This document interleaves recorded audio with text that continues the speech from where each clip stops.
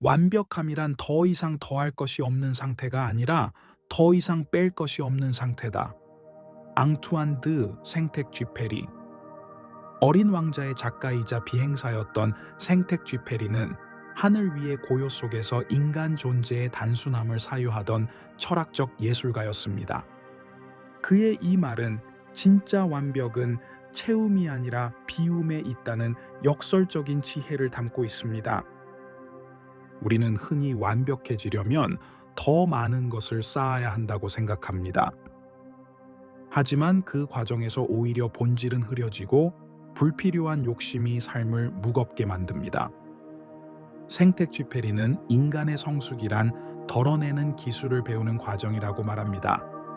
단순함은 부족함이 아니라 핵심을 명확히 하는 아름다움이죠. 삶에서 진정한 완벽은 모든 요소를 갖춘 상태가 아니라 불필요한 것을 내려놓고 본질만 남았을 때 느껴지는 고요한 충만함입니다. 그것은 더함이 아니라 비움으로부터 오는 평화입니다. 우리가 두려워해야 할 유일한 것은 두려움 그 자체이다.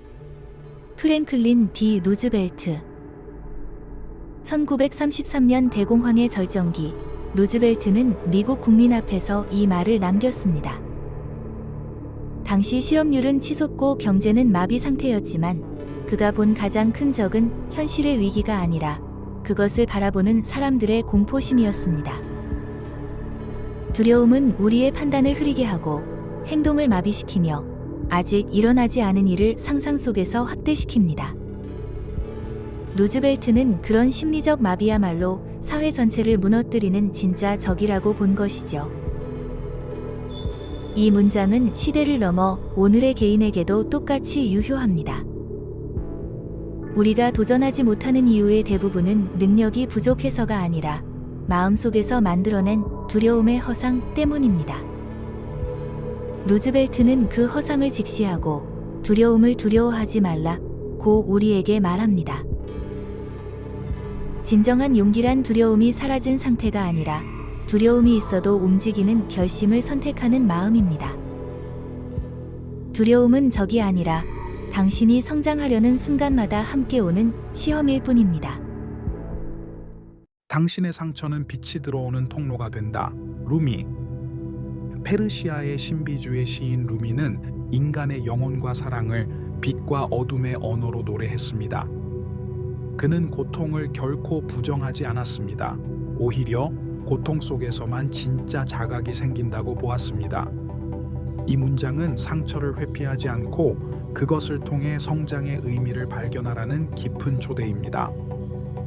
인간의 상처는 흔히 부끄러움으로 여겨지지만 루미에게 상처란 신이 인간에게 내리는 틈이었습니다. 그 틈을 통해서만 빛, 즉 깨달음과 사랑이 들어올 수 있기 때문이죠. 우리가 겪는 실패, 이별, 상실, 외로움은 우리를 무너뜨리려는 시련이 아니라 우리 안에 진짜 자신을 만나게 하는 입구일지도 모릅니다. 고통은 피할 수 없지만 그 고통을 통해 더 깊은 이해와 공감을 배우는 순간 그 상처는 아픔이 아니라 빛이 통과한 자리가 됩니다.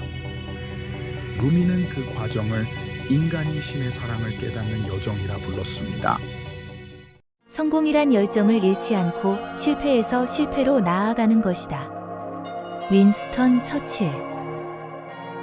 20세기 초 두 차례의 세계대전과 정치적 격변 속에서 영국을 이끈 처칠은 수많은 패배와 비판, 심지어 낙선의 아픔을 겪으면서도 결코 무너지지 않았습니다. 그의 이 말은 끊임없이 일어서는 용기에 대한 찬가입니다. 성공이란 완벽하게 승리하는 능력이 아니라 좌절 속에서도 계속 나아가는 힘이라는 것이죠. 처칠은 실패를 인생의 일부로 받아들이고 그 속에서 배우며 다음 걸음을 내딛었습니다. 그의 철학은 단순히 긍정적인 마인드가 아니라 끈기와 유머로 위기를 견디는 지혜였습니다. 우리의 삶에서도 마찬가지입니다. 계획이 어긋나고 결과가 기대에 미치지 않아도 그 열정을 꺼뜨리지 않는다면 우리는 여전히 성공의 길 위에 있는 것입니다. 처칠의 말은 우리에게 이렇게 속삭입니다. 실패의 횟수는 중요하지 않다. 열정을 잃지 않는다면 그 모든 실패는 결국 당신을 단단하게 만들 것이다. 언제나 태양을 향해 얼굴을 돌려라.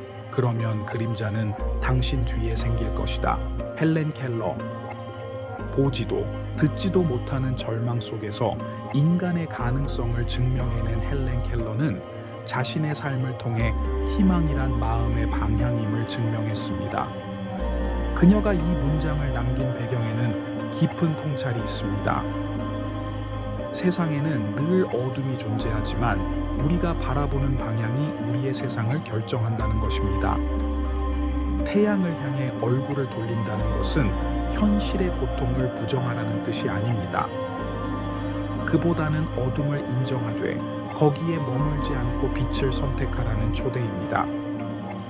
삶의 시련은 피할 수 없지만 우리가 시선을 어디에 두느냐에 따라 마음의 풍경은 완전히 달라집니다. 감사, 사랑, 희망, 신뢰, 이런 마음의 태도는 그림자를 뒤로 밀어내는 빛의 방향입니다. 헬렌 켈러는 자신의 한계를 한탄하지 않았습니다. 오히려 그 한계를 통해 더 넓은 세상과 연결될 수 있다는 사실을 발견했죠. 그녀의 삶은 희망은 외부에서 주어지는 선물이 아니라 내면의 선택으로 만들어지는 빛임을 보여줍니다.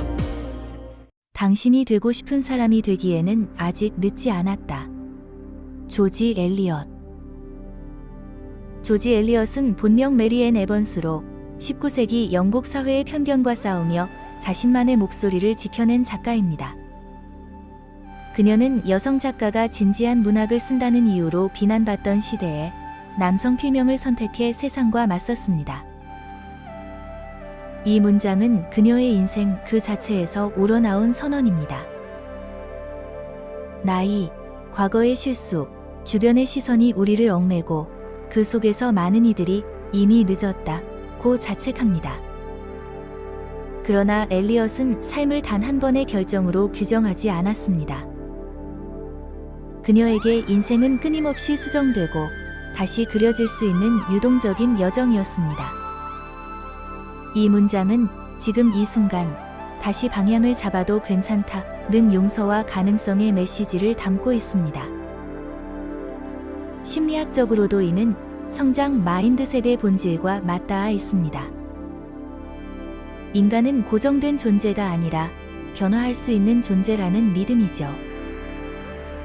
엘리어트의 목소리는 다정하면서도 단호합니다. 지금이라도 당신의 이야기의 주인공이 되세요. 그 말은 우리 안에 잠자고 있던 열망을 깨우는 조용한 불씨처럼 늦음의 두려움을 희망으로 바꿔줍니다. 희망은 깃털 달린 것. 그것은 영혼 속에 앉아 말 없는 노래를 멈추지 않는다. 에밀리 디킨슨. 에밀리 디킨슨은 19세기 미국의 은둔 시인이었습니다. 그녀는 세상과 거리를 두고 자신의 내면이라는 우주 속에서 인간의 감정, 죽음, 신앙, 희망을 섬세하게 탐구했습니다. 그녀의 시 희망은 깃털 달린 것은 짧지만 깊은 여운을 남깁니다. 희망을 깃털 달린 새로 묘사하며 그것이 우리의 영혼 속에 깃들어 쉼없이 노래한다고 말하죠. 이 노래는 언어로 표현되지 않지만 절망의 순간에도 끊임없이 들려옵니다. 디킨슨의 비유는 단순한 아름다움이 아닙니다. 그것은 인간의 내면이 스스로 회복하는 능력에 대한 믿음입니다. 희망은 외부의 상황에서 오는 것이 아니라 우리 안에 본래부터 존재한다는 뜻이지요. 현대 심리학적으로 보자면 희망은 인간이 삶을 지속하게 하는 가장 강력한 정서적 원동력입니다. 그것은 긍정적인 착각이 아니라 내일을 향해 나아가게 하는 심리적 추진력입니다. 디킨슨의 이 시는 조용하지만 강력한 깨달음을 줍니다. 세상이 아무리 어두워도 우리 안에는 여전히 노래하는 새가 있다는 사실을, 그리고 그 노래는 우리가 귀 기울일 때마다 조금씩 더 선명해집니다. 인생은 뒤를 돌아봐야 이해되지만 앞으로 나아가야 사라진다. 쇠렌 키르케고르. 덴마크의 철학자 쇠렌 키르케고르는 실존주의의 아버지라 불립니다. 그는 신앙, 불안, 자유, 선택, 책임 같은 인간의 근원적인 문제를 누구보다도 깊이 파헤쳤습니다. 이 명언은 인생의 역설을 간결하게 포착합니다. 우리는 살아가며 일어나는 일들을 그 순간에는 이해하지 못합니다.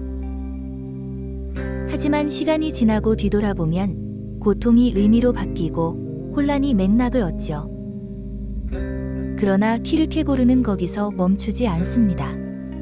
삶은 과거를 통해 이해되지만 우리는 여전히 앞으로 나아가야 한다. 고 덧붙입니다. 즉, 삶은 분석의 대상이 아니라 경험의 과정이라는 뜻입니다. 이 문장은 지나간 일에 머물며 자책하거나 후회하는 우리에게 조용히 손을 내밉니다. 당신은 이해하려고 너무 오래 멈춰 있지 않나요? 이제 그 배움을 가지고 걸어가세요.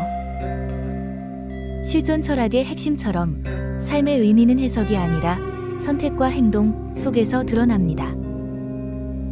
우리가 해야 할 일은 과거를 완전히 지우는 것이 아니라 그것을 품고 나아가는 일입니다. 그럴 때 인생은 비로소 흐름을 되찾습니다. 바람이 불 때 사람들은 쉬지 않고 배를 움직인다. 로버트 프로스트. 로버트 프로스트는 미국 시문학의 상징 같은 존재입니다. 그는 평범한 자연과 시골의 풍경 속에서 인간의 내면을 비추었고 삶의 선택과 외로움을 따뜻한 언어로 그려냈습니다.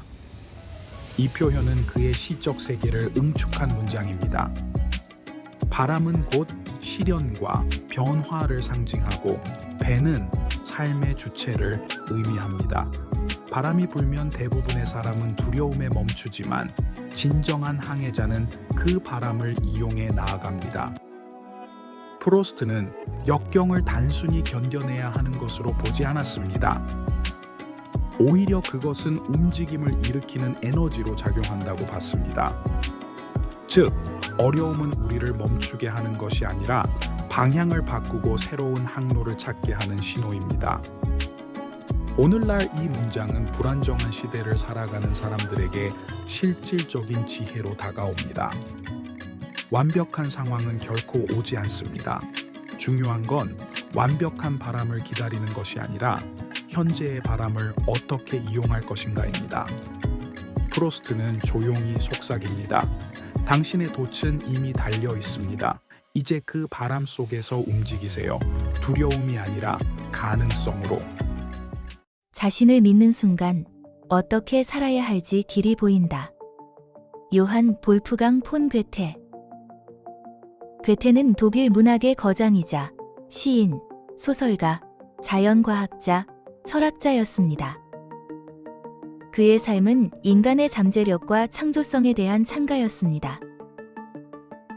이 문장은 그의 사상과 인생을 압축한 진리로 자기 신뢰는 행동의 출발점이다라는 메시지를 전합니다. 괴테에게 믿음은 단순한 확신이 아니라 내면에 통합된 에너지였습니다. 많은 사람들은 외부의 평가나 비교 속에서 자신을 잃지만 괴테는 인간의 위대함이 자기 내면의 질서와 연결되는 순간에 드러난다고 봤습니다. 자신을 믿는다는 것은 세상의 시선에 흔들리지 않고 자신이 세운 기준과 가치를 신뢰하는 일입니다. 이 신뢰가 생기면 인생의 길은 스스로 모습을 드러냅니다. 왜냐하면 확신은 행동의 명료함을 가져오기 때문입니다. 괴테의 말은 자만을 부추기지 않습니다. 오히려 자기 인식을 통한 겸허한 믿음을 말합니다. 자신의 한계와 가능성을 모두 인정한 사람만이 진정으로 자신을 신뢰할 수 있기 때문이죠. 그의 철학은 결국 한 문장으로 요약됩니다. 삶은 신뢰하는 만큼 열린다. 그리고 그 신뢰의 시작은 언제나 자신에게서 비롯됩니다.